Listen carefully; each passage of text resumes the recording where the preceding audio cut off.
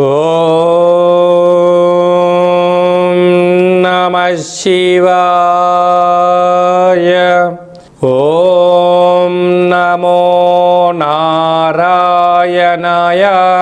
కర్మ నివారణ నరదృష్టి నివారణ కాళభైరవాయై నమో నమః.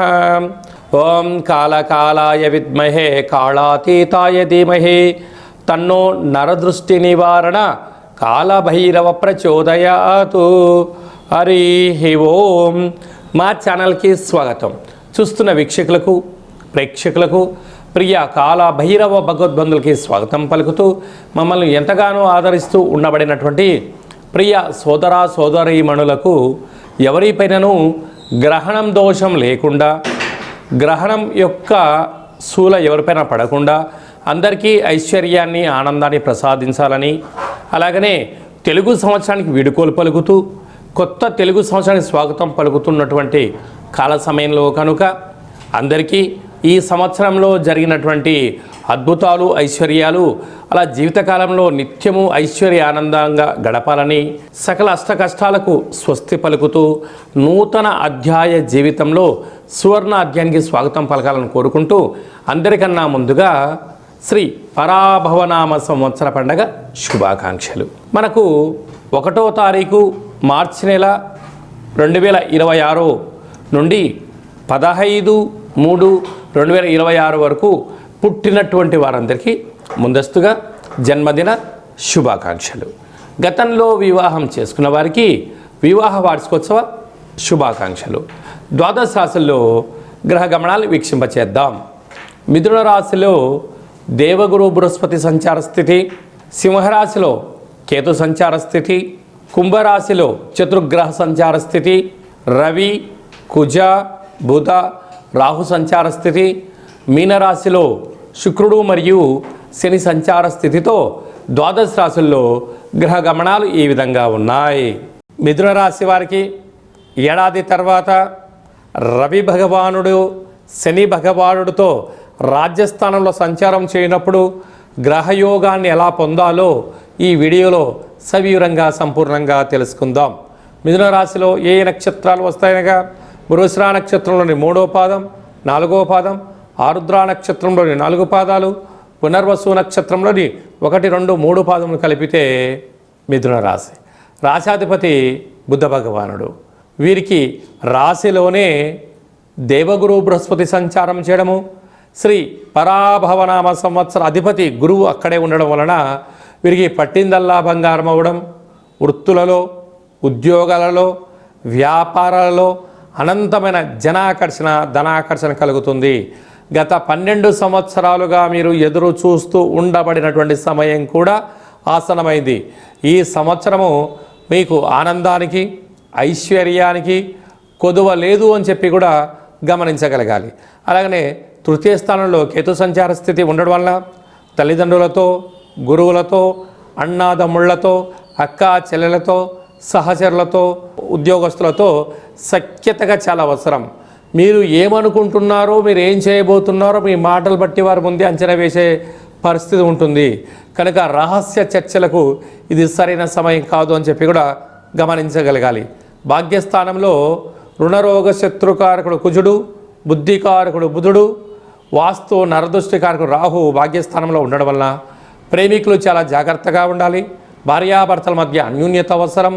వృత్తి ఉద్యోగ వ్యాపార కార్యక్రమాలలో విదేశాలకు వెళ్ళాలి. పెట్టుబడులు ఆకర్షణ క్రయ విక్రయాలు యోగదాయకం.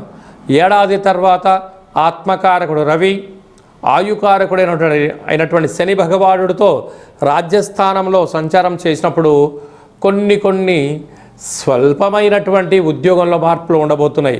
అక్కడే శుక్రుడు కూడా ఉన్నాడు.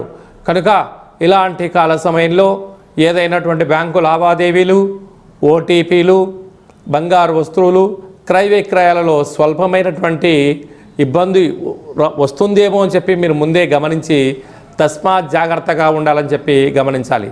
అలాగనే పోలీస్ శాఖ, రక్షణ శాఖ, డిజిటల్ ప్రపంచంలో వార్తలు చదివేటువంటి వారు, స్వయం వృత్తులు, సేవా రంగాలు, హోటల్ వ్యాపారస్తులు చేసేవారందరికీ కూడా అప్రమత్తతతో అనంతమైన విజయం మిథున రాశి వారి సొంతం.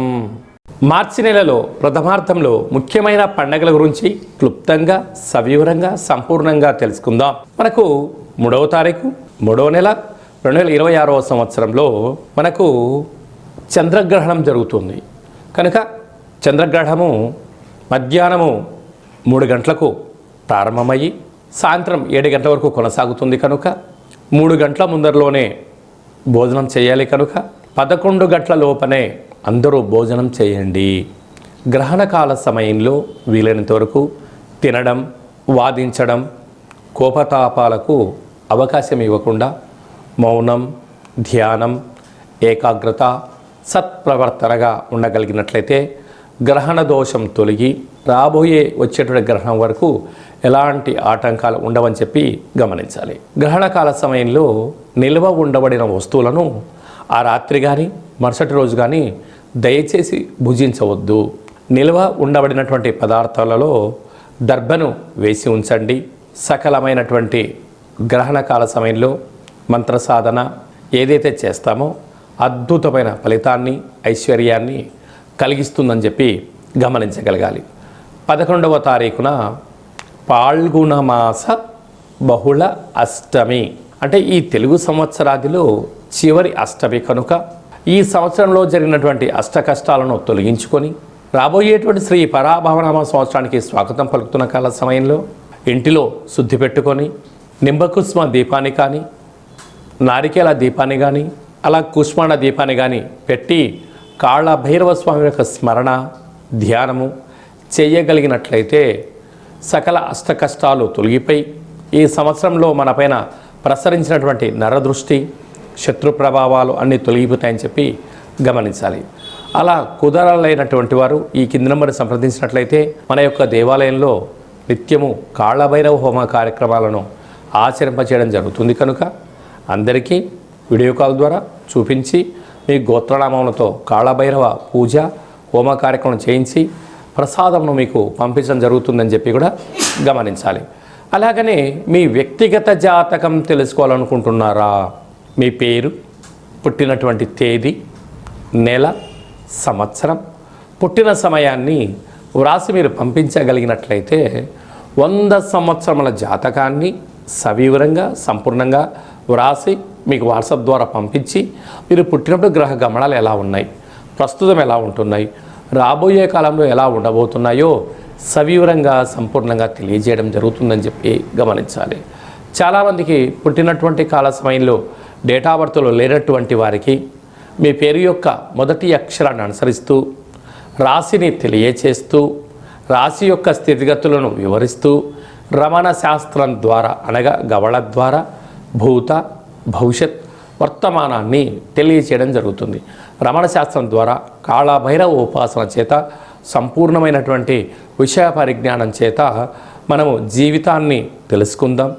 జాతకంలో ఉండబడినటువంటి ఆటంకాలను తొలగించుకుందాం. జాతకంలో ఉండబడిన యోగాన్ని తెలుసుకుందాం. ఆనందకరమైన జీవితాన్ని పొందుదాం అనేటువంటిది చిన్న విన్నపం. కనుక ఈ కింది నెంబర్ సంప్రదించి అపాయింట్మెంట్ తీసుకొని సంప్రదించగలరు.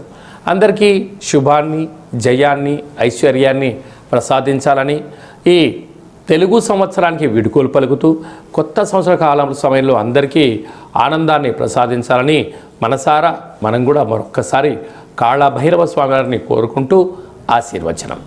శతమానం భవతి శతాయు పురుష సతేంద్రియ ఆయుష్యేవేంద్రియే ప్రతిష్టతి ధనం ధాన్యం బహుపుత్రలాభం శత సంవత్సరం దీర్ఘమాయు సర్వే జనా సుఖినో భవంతు లోకా సమస్తా సుఖినో భవంతు సర్వం కాళభైరవ దేవతార్పణమస్తు. హరి ఓం. ఈ వీడియో మీకు నచ్చినట్టయితే మా ఛానల్ని సబ్స్క్రైబ్ చేసుకోండి, లైక్ చేయండి, షేర్ చేయండి. భగవద్బంధులకు, మిత్రులకు స్నేహితులకు చేరవేసి హిందూ ధర్మాన్ని కాపాడండి.